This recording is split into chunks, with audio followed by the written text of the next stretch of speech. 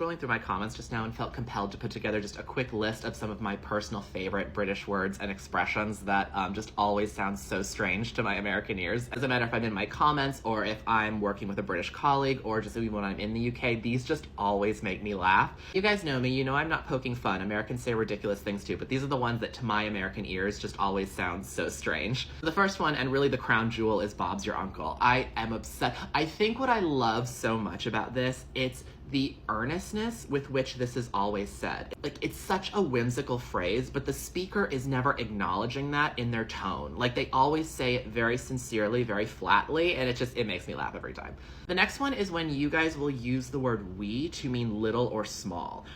It's because we really don't use that word in that way. I mean, we know what you mean, but that word is never used that way by adults in any sort of serious conversation. Like, if we use, it's seen as kind of like a nonsensical child's word, and we'll usually pair it with the word little. So we'll say like the wee little something, but it's never said in any sort of serious context.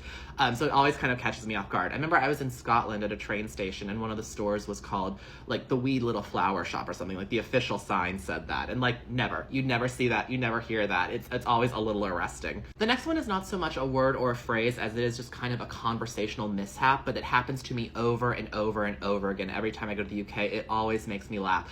So when I am there, and if I say to someone, "How are you?" to mean hello, they respond by saying, "Yeah." One of those things of like, it's small talk, so we know what information has been exchanged. We know what the other person is saying, but if you were to transcribe that exchange, it makes absolutely no sense. "Hey, how are you?" "Yeah." Like, my assumption is that I think rather than saying, "How are you?" most British people would instead say, "Are you all right?" To which that question to say, "Yeah," makes perfect sense. But when you mix the two, there's always just a little bit of a... Last one, honorable mention, because I believe it's technically Australian, but I hear a lot of British people use it, is crikey. I think what's funny about this is like, it's... typically, from my experience, it's used to mean something around like astonishment and frustration or exasperation.